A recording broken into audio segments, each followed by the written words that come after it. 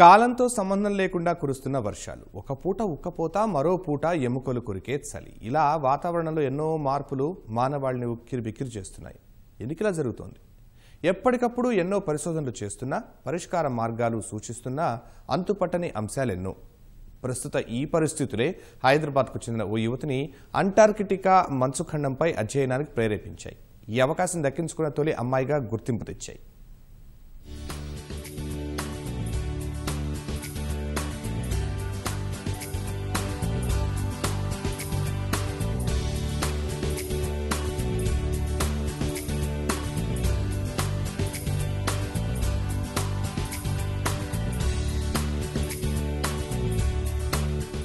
నగరానికి చెందిన ప్రత్యూష పరకాల తమిళనాడులోని విఐటిలో ఇంజనీరింగ్ పూర్తి చేసింది. హైదరాబాద్లోని ఓ ఎఫ్ఎం రేడియోలో జాకీగా పనిచేస్తోంది.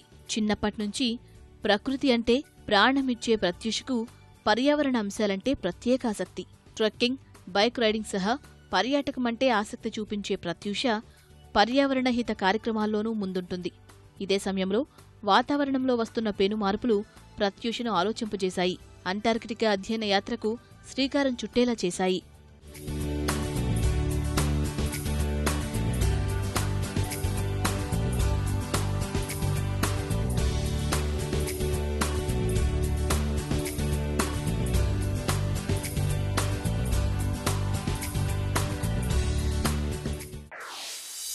చలికాలం లాగా అస్సలు ఉండట్లేదు. రాత్రి పొద్దున ఏమో విపరీతమైన చలి ఉంటుంది. మధ్యాహ్నం అయ్యేసరికి మీరు స్వెటర్ వేసుకుని వెళ్తే ఎండ తట్టుకోలేనంత ఎండగా ఉంటుంది. అదే మొన్న అక్టోబర్లో ఏమైంది, క్లౌడ్ బర్స్ట్ అయింది హైదరాబాద్లో. ఎప్పుడో ఉత్తరాఖండ్లో ఒకసారి విన్నాము, క్లౌడ్ బర్స్ట్ అంటే కుండపోత వర్షం అలా కురుస్తుంది. హైదరాబాద్లో అవ్వటం ఏంటి?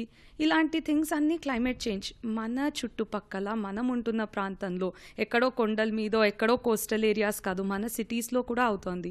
సో క్లైమేట్ చేంజ్ అనేది చాలా పెద్ద ప్రాబ్లం అండ్ మనందరికీ దాని ఫీలింగ్ కూడా తెలుస్తోంది.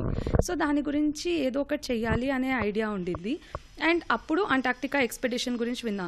పోనీ అందరూ వెళ్ళగలుగుతారా అంటే లేదు, అందరినీ సెలెక్ట్ చేయరు. దానికి ఒక రిగరస్ సెలెక్షన్ ప్రాసెస్ ఉంటుంది. దక్షిణ ధ్రువం నుంచి ఉత్తర ధ్రువం వరకు కాలినడకన ప్రయాణించిన పర్యావరణవేత్త సర్ రాబర్ట్ స్వాన్ 2041 పేరుతో అంటార్కిటికా సాహస యాత్రను ప్రారంభించాడు. భూమికి రక్షణగా నిలిచే ఓజోను పొరను కాపాడుకోవాలనే సంకల్పం, అంటార్కిటికా ఖండం సురక్షితంగా ఉండాలనే ఆశయంతో యాత్రను మొదలుపెట్టిన రాబర్ట్ స్వాన్ ప్రతి ఏటా ప్రపంచవ్యాప్తంగా 80 మందిని అధ్యయనానికి ఎంపిక చేసి తీసుకెళ్తున్నాడు. ఈ విషయాన్ని తెలుసుకున్న ప్రత్యూష 2012లో తొలిసారి దరఖాస్తు చేసుకుంది. అవకాశం వచ్చినా అనివార్య కారణాల వల్ల ఆ ప్రయాణానికి దూరమైంది. ఎస్ఏ రైటింగ్ ఇలాంటివన్నీ ఎలా ఉంటాయి, అలా short term goals, long term goals. మీరు వెళ్ళడమే కాదు, వెళ్ళి వచ్చిన తర్వాత what is it that we can do, మన లోకల్ కమ్యూనిటీస్లో అక్కడి నుంచి తీసుకొచ్చిన నాలెడ్జ్ ఎలా వాడతామో అనేది ఇంపార్టెంట్. సో అలా స్టేట్మెంట్ ఆఫ్ పర్పస్, ఇంటర్వ్యూ, ఈ రౌండ్స్ అన్నీ అయ్యాక సెలెక్ట్ చేశారు. 5 ఏళ్ల తర్వాత గతేడాది నవంబర్లో ప్రత్యూష అంటార్కిటా అధ్యయన యాత్రకు తిరిగి దరఖాస్తు చేసుకుంది. రాబర్ట్ స్వాన్ నిర్వహించిన పలు పరీక్షల్లో ఉత్తమ ప్రతిభ చూపింది. ఈ ఏడాది ఫిబ్రవరి 26 నుంచి మార్చి 12 వరకు జరిగే అంటార్కిటికా యాత్రలో పాల్గొనే అవకాశాన్ని అందిపుచ్చుకుంది. ఇప్పుడు అంటార్క్టికాలో ఎలాంటి స్టడీ చేస్తారు అనగా అంటే, రాబర్ట్ స్వాన్ ఉన్నారు కదా, the founder of this expedition. నేను ఎవరితో అయితే వెళ్తున్నానో, he's the first person to go to both North Pole and South Pole. ఎప్పుడో 1980sలో వెళ్ళారనమాట. అండ్ అది అయిపోయిన తర్వాత రైట్ నౌ అబౌట్ 62 years ఉంటుంది ఆయనకి ఏజ్. ఇప్పుడు ఏం చేస్తున్నారంటే, again for the first time ever in history, south pole మొత్తం 600 miles ఉంటుంది. అంటార్క్టికా కోస్ట్ దిగినప్పటి నుంచి సౌత్ పోల్ వెళ్ళే వరకు 600 miles కాలినడకన first time renewable energy use చేసి వెళ్తున్నారనమాట. అంటార్క్టికా వెళ్ళి direct first hand experience and studying what is the problem అనేది. అందుకనే అంటార్క్టికా వెళ్తున్నాం. తెలుగు రాష్ట్రాల నుంచి ఇప్పటి వరకు ఎవరూ ఈ అంటార్కిటికా యాత్రకు అర్హత సాధించలేదు. పర్యావరణంపై ఉన్న ప్రేమ, సమాజానికి మేలు చేయాలనే తలంపుతో ప్రత్యూష ఈ అధ్యయనంలో పాల్గొనేందుకు పట్టుదలతో ప్రయత్నించింది. ప్రతిష్టాత్మక అంటార్కిటికా సాహసయాత్రకు వెళుతున్న తొలి తెలుగమ్మాయిగా ఘనత సొంతం చేసుకుంది. ఈ అధ్యయన యాత్రలో అకాల వర్షాలు, పెరుగుతున్న ఉష్ణోగ్రతలు, పర్యావరణ సమతుల్యత వంటి అంశాలపై పరిశోధనలు చేయనుంది. అండ్ మా అంటార్క్టిక్ ఎక్స్పెడిషన్ ఫిబ్రవరి లాస్ట్ వీక్లో స్టార్ట్ అవుతుంది అనమాట. So it is just a matter of 3 weeks.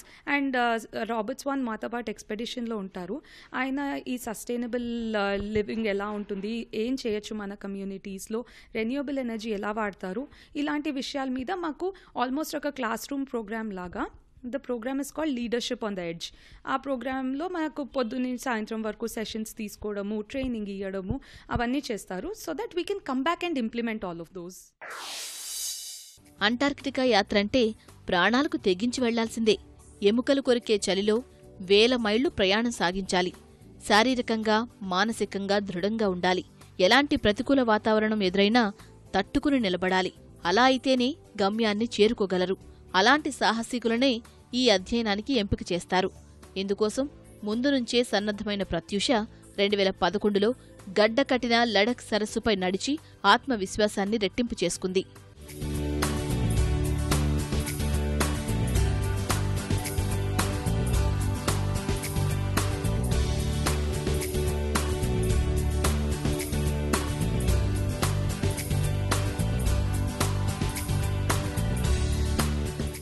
పర్యావరణ పరిరక్షణకు తన వంతు బాధ్యతగా సాహసం చేయబోతున్న ప్రత్యూష అంటార్కిటికా అధ్యయన విషయాల్ని డాక్యుమెంటరీ రూపంలో ఇచ్చేందుకు అన్ని ఏర్పాట్లు చేసుకుంది. సేకరించిన ఈ సమగ్ర సమాచారాన్ని భారత ప్రభుత్వానికి సమర్పించాలని నిర్ణయించుకుంది. But as of now Telugu states నుంచి నేను ఒకదాన్నే వెళ్తున్నాను. అండ్ మన ఇండియాని కూడా రిప్రజెంట్ చేస్తాను. ఐ మీన్ నేను ఎప్పుడు లైఫ్ లాంగ్ డ్రీమ్ ఉండింది తెలుసా, అలా మన ఇండియా ఫ్లాగ్ పట్టుకుని ఏదో ఇంటర్నేషనల్ ప్లాట్ఫామ్లో మా గుర్తుగా ఏదో ఉంటుంది అనేసి. సో అది కూడా క్లైమేట్ చేంజ్ లాంటి మంచి విషయం కోసము, అంటార్క్టికా లాంటి it's called as the no man's land. అక్కడ ఇంకో జీవి లేకపోతే మనిషి, హోటల్, షాప్ ఏదీ లేదు. అలాంటి ప్లేస్లో మన ఇండియన్ ట్రైకలర్ ఫ్లాగ్ ఎగరేసే ఆపర్చునిటీ వస్తే నథింగ్ లైక్ ఇట్. నాకంటూ financially there is no backing. అయితే నేను గవర్నమెంట్ని అప్రోచ్ అవ్వడము, కార్పొరేట్స్ని అప్రోచ్ అవ్వడము, నా ఫ్రెండ్స్ అండ్ ఫ్యామిలీ సపోర్ట్ చేయటము, ఇలా అంత మనీ కలెక్ట్ చేస్తున్నాను. ఇంకా I still haven't reached my goal. ఇంకా మనీ కోసము, స్పాన్సర్షిప్ కోసం చూస్తున్నాను. అత్యంత ప్రమాదకరమైన అంటార్కిటికా మంచుఖండంపై అధ్యయనానికి బయలుదేరుతున్న ఈ సాహసి సాఫ్ట్వేర్ ఉద్యోగ అవకాశాన్ని వదులుకుని టీచ్ ఫర్ ఇండియా స్వచ్ఛంద సంస్థలోనూ వాలంటీరుగా పనిచేసింది. నిరుపేద పిల్లలకు విద్యాబోధన అందించి సామాజిక బాధ్యతను సైతం సమర్థవంతంగా నిర్వర్తించింది. సమాజ శ్రేయస్సే ధ్యేయంగా ముందుకు సాగుతున్న ప్రత్యూష ప్రకృతి ప్రేమికురాలిగా, సామాజిక కార్యకర్తగా ప్రత్యేకత చాటుకుంటుంది.